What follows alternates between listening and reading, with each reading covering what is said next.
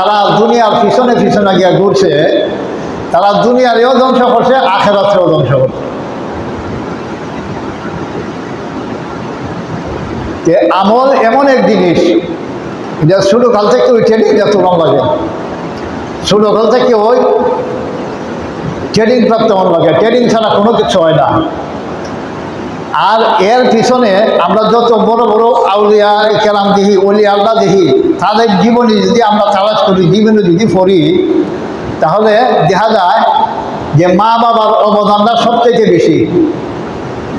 ওস্তাদের অবদানও আছে, মা বাবার অবদানও আছে, এর মধ্যে মার অবদানটা সবচেয়ে বেশি। একটা সন্তানরে মানুষের মতো মানুষ গড়ে তোলা, মানুষের মতো মানুষ বানানি, আদব আখলাক বালা বালা জিনিস শিক্ষা দেওয়া, এটা মায় সবচেয়ে বেশি ভালো। আমরা যদি দেখি যে খাজা কুতুবউদ্দিন বখতিয়ার কাকি রহমতুল্লাহি আলাইহি, উনি কত বড় এক মাপের একজন ওলি আল্লাহ আসলাম। উনি মারা যাওয়ার আগে ওসিয়ত করে গেছে যে আমি যদি মারা যাই তাহলে 4 গুণ বিশিষ্ট ব্যক্তি দ্বারা আমার জানাজার নামাজ পড়াইও। আর যদি এই 4 গুণ বিশিষ্ট মানুষ না পাওয়া যায় তাহলে আমাদের জানাজা ছাড়াও কবরের মধ্যে দাফন করে দিও। চিন্তা করছেন নি? 4 গুণ বিশিষ্ট মানুষ দিয়া জানাজার নামাজ পড়াইতো। যে 4টা গুণ কিতা কিতা উনি ওসিয়ত করছে, যে 1 নম্বরের গুণ হইল যে মানুষটা বালেগ হওয়া মাত্র জীবনে কোনোদিন আসরের 4 রাকাত সুন্নত নামাজ এই মানুষটা ছুটে না। এটা কি তার স্বাভাবিক না অস্বাভাবিক? আপনারা মনে করুন আসরের 4 রাকাত নামাজ সুন্নত নামাজ ছুটছে না। যে আসরের সুন্নত, এটা কি তার সুন্নতে মুআক্কাদা নেই, যে সুন্নতে জায়েজা। সুন্নত তো 2 প্রকার, একটা হইল সুন্নতে মুআক্কাদা আর একটা হইল সুন্নতে জায়েজা। যে সুন্নতে মুআক্কাদা যেটা, এটা বাধ্যতামূলক ফরজ লাগে। আর সুন্নতে জায়েজা যেটা, এটা আপনার ইচ্ছার উপরে নির্ভর। যদি আপনার ভালো লাগে, আপনার শরীর ভালো থাকে, মন মানসিকতা ভালো থাকে, আপনি পড়তে পারবেন, না পড়লে কোনো গুনাহ নাই।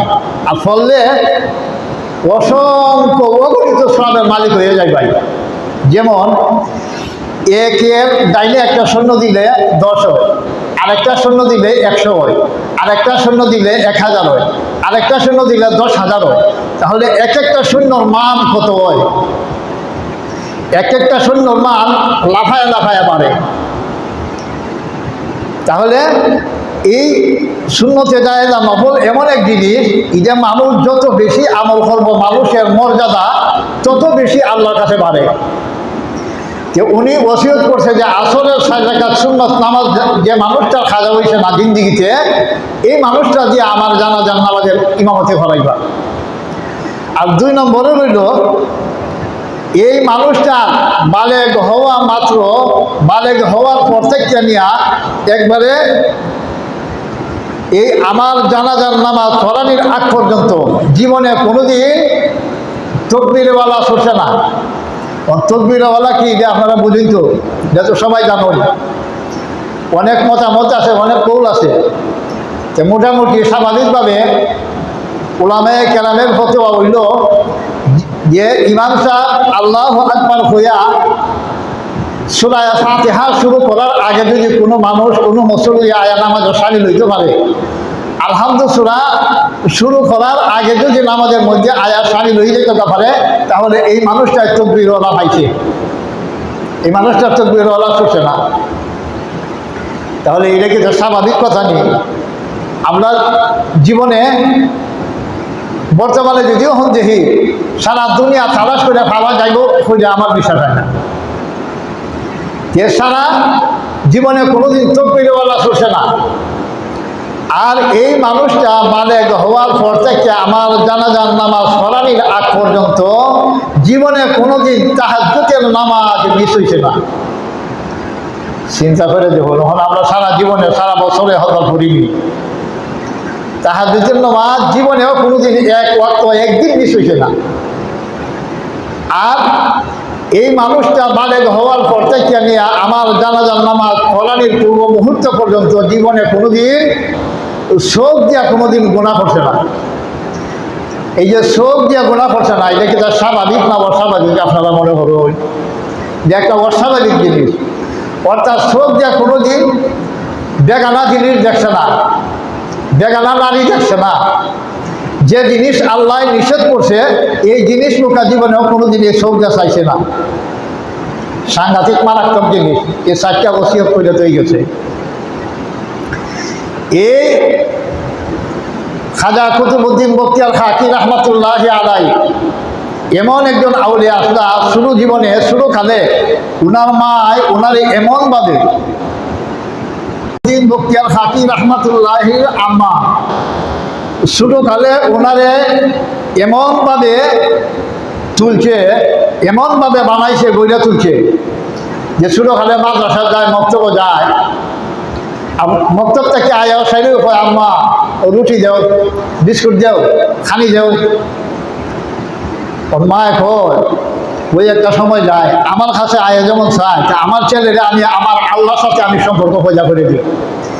কারণ রিজিকের মালিক একমাত্র আল্লাহ।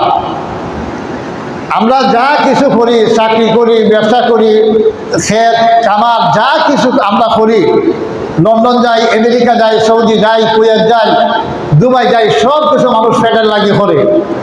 ওনার মা চিন্তা করে যে এই সমস্যাটা যদি আমি সমাধান করে দিই, আল্লাহ তাওয়াক্কুল আর বিশ্বাস যদি আমার ছেলেরা আমি করে দিতাম পারি, যে আমার কাছে না চাই, যদি আল্লাহর কাছে চায় আর আল্লাহ যদি দিয়া দেয়, তাহলে রিজিকের ফায়সালা হয়ে যায়।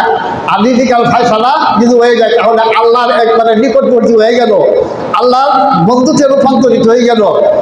হ্যাঁ, আল্লাহর সাথে এই বিশ্বাস, এই একিন আমি আমার বাচ্চারা খরাই দিই। ডাক দিছে ও কুতুবউদ্দিন বখতিয়ার খাকি, তুমি এক কাম করবা, তুমি আমার কাছে কোনো সময় খানি উনি চাইও না। তোমার যে সময় ফেটে মুখ লাগবো, মাদ্রাসা থেকে আইবা, মক্তব থেকে আইবা, ওই ইহানো যাই নামাজ বিশাল আসে না, ইহানো বইয়েছে আল্লাহর কাছে হাত উঠায় কইবা, আল্লাহ তুমি আমার রুটি দেও, তুমি আমার সুইট দেও, তুমি আমার বিস্কুট দেও, তুমি আল্লাহর কাছে চাইও। আর মা এই আল্লাহর কাছে চায় সেটা তুমি গিয়া ওয়ার্ডোভের দয়ার থেকে টান দিও, দেখবা আল্লাহ রুটি বানাই তৈরি দিছে, আল্লাহ রুটি এখন তোমার লাগে তৈরি দিব। আর মা করে কি তা লুকায় লুকায় সে গিয়া এই দয়ারের বৃত্তি নিয়ে রুটি বানায় তৈরি দেয়। মানে অর্থাৎ এই ছেলের সন্তানকে বুঝায় যে আল্লাহই দেয়, আমি দিই না। এইভাবে দিন যায়, রাত যায়, মায়ের লুকায় লুকায় রুটি বানায়া, ছেলে মাদ্রাসাত গেলে গেও মায়ের রুটি বানায় দয়ারের মাঝে রাখতে দেয়। আর আয়া সেটা যায় না মাঝে মাঝে বইয়া আল্লাহর কাছে চায় সেটা দয়ারের মধ্যে টান দেয়, দেখে রুটি আইছে, রুটি খাওয়া গেছে, রুটি খাই নাই, আর কোনো চিন্তাও নাই, টেনশনও নাই। হঠাৎ একদিন খাজা কুতুবউদ্দিন বখতিয়ার খাকি রহমতুল্লাহ আলাইহির মা জরুরি এক বিশেষ কোনো কাজে একটু দূরে গেছে। আর আজকে যে রুটি বানায় তুই যাইব, এই চিন্তাধারাটা ওনার মাথা থেকে আগে গেছে না, গিয়া সেটা একটু লেট হয়ে গেছে। লেট হয়ে গিয়া যেমন শোয়া সন্তান আয়ে 12টার সময় মাদ্রাসার থেকে আয় সেরিয়া রুটি খায়, রুটি খায়, দয়ার চান্দে খুলিয়া খায়। আর মার 12টা বাজে গেছে জায়গা, মার ইয়াদে সে সর্বনাশটা করছে। আমি যে এতদিন শোয়ার পিছনে মেহনত করলাম, আমার সন্তানের পিছনে মেহনত করলাম, এই মেহনতটা আজকে সব তো আমার দেখা দেব। কারণ আজকে আয়া দয়ার টান দেয় তো রুটি খাইতো না, আমি যে ডেলি বানায় তুই আইতাম, আমার তো আজকে মনে নাই রুটি বানায় তুই আইতাম, খাওয়ানোর কিচ্ছু তুই আইতাম, আমি আজকে কিতা করতাম। এমন খান্দা শুরু করছে যে আল্লাহ, আমি চাইছিলাম যে তোমার সাথে আমার ছেলের সম্পর্কটা করে দিতাম, এই কি না বিশ্বাস তোমার সাথে আমি ফয়দা করে দিতাম, তোমার নৈকট্য আমি লাভ করাই দিতাম। আজকে তো আমার ভয় যদি আয়াসে গিয়া দয়ালো টান দেওয়া রুটি না খায়, তাহলে তোমার প্রতি যে বিশ্বাস আর এই বিশ্বাসটা ছুটি থেকে যাইব কি। আল্লাহ তোমার কাছে আমি কর দূরে চাই, তুমি আমার এই সারা জীবনের মেহনতটা তুমি বেকার ফেলায় না আল্লাহ। আল্লাহ তুমি আমার ছেলে রে তুমি কেমনে দিবা, তুমি তো ইন্নাল্লাহ আলা কুল্লি শাইইন কাদির, আল্লাহ তুমি সব কিছু করতে পারো, এমন কোনো খাম নাই তুমি করতে পারো না। তুমি পাহাড়ের দরিয়া বানাইতে পারো, আর দরিয়ারে পাহাড় বানাইতে পারো মুহূর্তের মাঝে। আল্লাহ তুমি ইচ্ছা করলে আজকে আমার এই গয়ের ভিতরে রুটি ডালো নিয়ে তুলতে পারো। আল্লাহ পারে না? আল্লাহ পারে। মা এমন চোখের পানি শুরু করছে, ফালানি শুরু করছে, চোখের পানি ফালাইতে ফালাইতে খানতে খানতে দৌড়ি আইছে, আয়া দেহে। আর এই দিকটা ছেলে মাদ্রাসার থেকে মক্তব থেকে আয়া সাইয়া যায় না, মাঝে মাঝে বোঝা করতেছে যে আল্লাহ তুমি আমারে রুটি দেও, তুমি আমারে মজা দেও, তুমি আমারে সুইট দেও, তুমি আমারে বিস্কুট দেও, এটা কইতাছে যে হ্যাঁ তো বিশ্বাস যে আল্লাহই দেয়। তখন কথা কইয়া সেই ড্রয়ারের মধ্যে গিয়ে টান দিছে, যেমনে টান দিছে যে হে এমন সুন্দর খুশবু, এমন সুন্দর গেরাম বাইরেছে। আর এই বাচ্চা বেড়ায় খাজা কুতুবউদ্দিন বখতিয়ার খাকি রহমতুল্লাহ আলাইহি কয় আমার মা তো সারা জীবনে রুটি বানায় এইভাবে খাওয়াইতেছে, কিন্তু আজকের রুটি দিয়ে একটু আলাদা, যে সুন্দর খুশবু, যে সুন্দর গেরান বাইরেছে। আল্লাহ বাড়ির কোনো কুটুমুলু আইসেন না কিতা, কোনো মেহমান আইসেন না কিতা, মনে মনে খালি ধারণা করে কোনো মেহমান আইসে। আর এই জন্য আজকে এত সুন্দর আয়োজন আর এত মজার রুটি আজকে। এই খাজা কুতুবউদ্দিন বখতিয়ার খাকি রহমতুল্লাহি আলাই রুটি খাইছেও খাওয়ার মতো, ফের বইটা খাইছে, খাইছে এই জায়নামাজের মধ্যে ঘুমাই দিছে। আর মা পাগলের মতো দৌড়ে আয় ফেরা দেহে এই খাজা কুতুবউদ্দিন বখতিয়ার খাকি রহমতুল্লাহ আলাই এই জায়নামাজের মাঝে না ডাহায়া ঘুমাইতেছে। আয়া সাইডেও মাথার মাঝে কপালের মধ্যে হাত দিয়া, ভাই রে আমার সন্তানটা আজকে আমি রুটি খাওয়াইতে পারলাম না, হ্যাঁ আজকে আমার কি এমন কি হইল যে আজকে আমি গিয়া ভুলে গেলাম, আর রুটিতে হইতে আমার ছেলেটা বুঝে আজকে না খাইয়া ঘুমাইছে। এরকমভাবে চোখের পানি ছাড়তেছে, গাল বাজা চোখের পানি পড়ে। আর আল্লাহর কাছে কইতাছে যে আল্লাহ আমার সারা জীবনের কষ্টটা বেকার গেল। যেমনি মার হাত চেহারার মধ্যে লাগছে খাজা কুতুবউদ্দিন বখতিয়ার খাকি রহমতুল্লাহি আলাই, এইরকম সময় ঘুম ভাঙি গেছে, ভাঙিয়া যে হ্যাঁ মা চেহারা যে আম্মা তুমি আজকে হয়ে গেছো অতদিনই, আজকে যে মজার রুটি খাইছি কোনোদিন তো তুমি অত মজার রুটি আমার এত মজার রুটি আমি এই দয়ার থেকে খাইছি না। আল্লাহ যে আমার যে অন্যদিন এত মজা দিছে না, কিন্তু আজকের রুটি আমি যে মজা খাইছি আমি একবার সে বইটা আমার তৃপ্তি মতো খাই আমি ঘুমাই দিছি। মা কয় সর্বনাশ, আল্লাহ মার খুশিতে চোখ দিয়ে পানি টেপতে ভাই ভাই পড়তেছি, আল্লাহ তুমি আমার দোয়ারে বুঝে কবুল ফেলেছো। আল্লাহ আমি যে সারা জীবন মেহনত করছি, আল্লাহ তুমি আমার এই কষ্টটা বেকার দিছো না। আল্লাহ আমার ছেলের মেহমানদারি হইয়া তুমি আমার ছেলেরে তুমি আজকে তোমার কুদরতি মধ্যে তুমি মেহমানদারি করে লেছো। মা শুকরিয়া খান আল্লাহর কুদরতি ভাইয়ের মধ্যে সেজদার মধ্যে পড়ে গেছে যে আল্লাহ তোমার শুকরিয়া আদায় করি, এই বিশ্বাসটা আর আমার ছেলের নষ্ট হচ্ছে না কোনোদিন, যে তোমার উপরে তোমার উপরে বিশ্বাস থাকবো। কিরকম ওলি আল্লাহ আসিল খাজা কুতুবউদ্দিন বখতিয়ার খাকি রহমতুল্লাহ আলাই। আজকেও বর্তমানেও যারা ভারতবর্ষে যায়, এই যে আমরা এটা খাজা কুতুবউদ্দিন বখতিয়ার খাকি রহমতুল্লাহ আলাই স্মৃতি স্মরণে এটা এই ভারত সরকারে কোটি কোটি টিহা এই কুতুব মিনার দিয়া সরকারিভাবে উপার্জন করে। এই জায়গা দেখতে গেলেও প্রতিদিন হাজার হাজার মানুষ দেখতে যায়, আর দেখতে গেলে একটা টিকিট কাটার লাগে। আর এরকমভাবে প্রতিদিন, প্রতি সপ্তাহ, প্রতি মাস, প্রতি বছর এইভাবে লক্ষ লক্ষ কোটি কোটি টিহা খালি মুসলমানের এই যে স্মৃতিচারণ দিয়া কৃতিকার্য দিয়া খালি ভারত সরকারে টাকা উপার্জন করে। এই খাজা কুতুবউদ্দিন বখতিয়ার খাকি রহমতুল্লাহ আলাই যেদিন মারা গেছে, মারা যাওয়ার পরে তো এলান করে গেছে, আর ওনার তো ওসিয়তনামা আসিল যে 4 গুণে গুণান্বিত মানুষ আমার জানাজার ইমামতি করবো। আর যদি মানুষ না পাওয়া যায় এলান করে যে জানাই যে হইব, যদি না পাওয়া যায় তাহলে আমাদের জানাজার নামাজ ছাড়া কবরের মধ্যে না রেখে দিবা। তোর লক্ষ লক্ষ মানুষ এই বিরাট ময়দানে জড়ো হয়েছে জানাজার নামাজ এলান করে দিছে যে সম্মানিত উপস্থিতি আপনারা এখানে যারা আসুন, এত লক্ষ লক্ষ মানুষ, যে আমরা ফিরসাবে একটা ওসিয়তনামা করে হয়ে গেছে যে 4 গুণে গুণান্বিত মানুষ ছাড়া ওনার জানাজার নামাজ পড়ানো যেত না। যে মানুষটার ভিতরে 4টে গুণ আছে এই মানুষটা জানাজার নামাজের ইমামতি করতে হইব। আর নাহলে জানাজা ছাড়া উনি কবরের মধ্যে থই দিতাম। এটা আমরা পীর সাহেবের ওসিয়ত, ওসিয়ত তো ভালো খবরও লাগবো। এলান করে দিছে যে 1 নম্বরের গুণ হইল সারা জিন্দিগিতে বালেগ হওয়ার পর থেকে আসরের 6 রাকাত সুন্নত নামাজ কোনোদিন ছুটছে না, একদিনও না। এরকম মানুষ পাওয়া যাইব নি। ওই 2 নম্বর হইল যে সারা জীবনে কোনো একদিন নামাজ ফরজ দেওয়ার পর থেকে নিয়া তকবীরওয়ালা ছুটছে না। 4 নম্বর হইল সারা জীবনে কোনোদিন তাহাজ্জুদের নামাজ মিস হয়েছে না। 3 নম্বর হইল তাহাজ্জুদের নামাজ মিস হয়েছে না। আর 4 নম্বর হইল এই শখের দ্বারা জীবনে কোনোদিন কোনো গুনাহ করছে না। এই যে 4টা ওসিয়ত করছে, এই 4টা সহজ না কঠিন? কঠিনও কিতা, এটা একবারে সাংঘাতিক ভয়ানক কঠিন। ওহন তো হয় সারা পৃথিবীর মাঝে একজন পাওয়া যাবে হইলে আমার বিশ্বাস হয় না।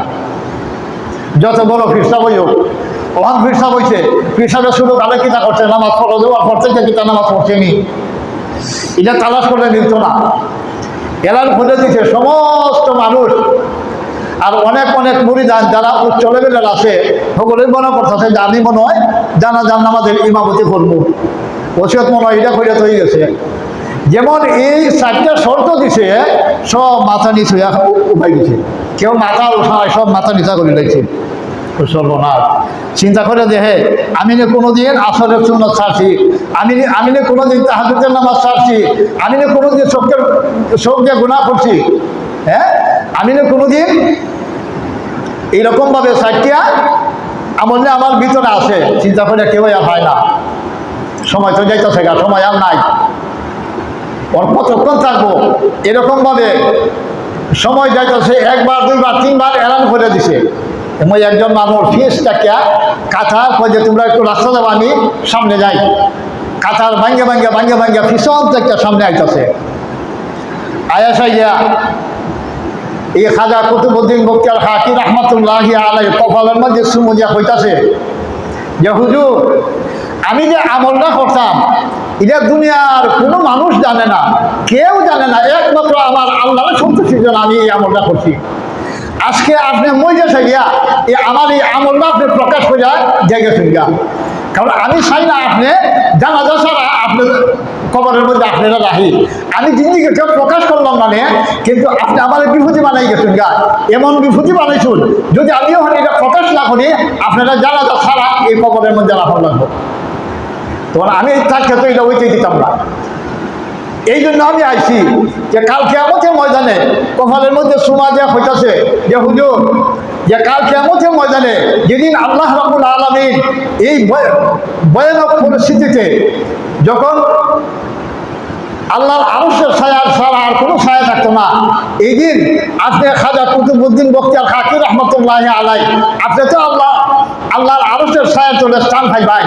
যে এই দিন আমি এমন একটা মানুষ আইছে যে আমি শামসুদ্দিন আলতামাস রহমতুল্লাহ আলাইহি ছাড়া আপনি বেহেশতের মধ্যে যেতে পারতেন না। আমি আপনার কাছে এই অনুরোধ, আমাদের লই আপনি বেহেশতের মধ্যে যাইবেন, জান্নাতের মধ্যে যাইবেন। খাজা শামসুদ্দিন আলতামাস রহমতুল্লাহ আলাইহি তখনকার যুগের ভারতবর্ষের খলিফা, মুসলমান বাদশাহ। ওখান চিন্তা করে দেখুন, এত বড় রাজত্ব সালানির পরেও,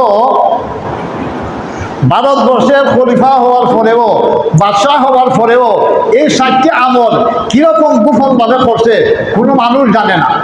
জীবনে কোনোদিন আসরের সুন্নতও ছুটছে না, জীবনে কোনোদিন তাহাজ্জুদের নামাজও মিস হয়েছে না, জীবনে কোনোদিন তাকবীরওয়ালাও মিস হয়েছে না, জীবনে কোনোদিন চোখের দ্বারাও কোনোদিন গুনাহ করছে না। এই 4 আমল শামসুদ্দিন আলতামাস রহমতুল্লাহি আলাইহি উনি করছে। কীভাবে আমল করছে? আর আমরা তো ব্যবসা লইয়া আসি, চাকরি লইয়া আসি, আমরা কৃষি লইয়া আসি, আমরা নানান ঝামেলায়, আমি মেম্বার হয়ে গেছি আমার কত খাম, আমি চেয়ারম্যান হয়ে গেছি আমার কত খাম, আমি এমপি হয়ে গেছি আমার কত খাম, আমি এই খামের জন্য মন্ত্রী হয়ে গেছি প্রধানমন্ত্রী হয়ে গেছি প্রেসিডেন্ট হয়ে গেছি হ্যাঁ, আমি খাম দায়িত্ব আমার বাড়ি গেছে, কত জনগণের দায়িত্ব আমি নিছি। আর খাজা শামসুদ্দিন আলতামাস রহমতুল্লাহি আলাইহি এই ভারতবর্ষের উপমহাদেশের এত বড় বাদশাহ হওয়া সত্ত্বেও ওনার এত আমল করছে, এই রাজত্ব চালায় এসেও এই 4 আমল জিন্দিগিতে কোনোদিন মিস দিছে না। আর আমরা এই আমল করতাম পাবনি। আল্লাহ রাব্বুল আলামিন আমাদেরকে নেক আমল করার তৌফিক দান করুন। আমলের কোনো বিকল্প নাই, আমল ছাড়া কোনো মানুষ আল্লাহ জান্নাতে যাইতে পারতো না। যে আল্লাহ রাব্বুল আলামিন আপনি আমাকে সবাইকে যেন বেশি বেশি নেক আমল করার তৌফিক দান করেন। সবাই বলেন আমিন। ওয়া আখিরু দাওয়ানা আলহামদুলিল্লাহি রাব্বিল আলামিন ওয়া মা আলাইনা ইল্লাল বালাগ।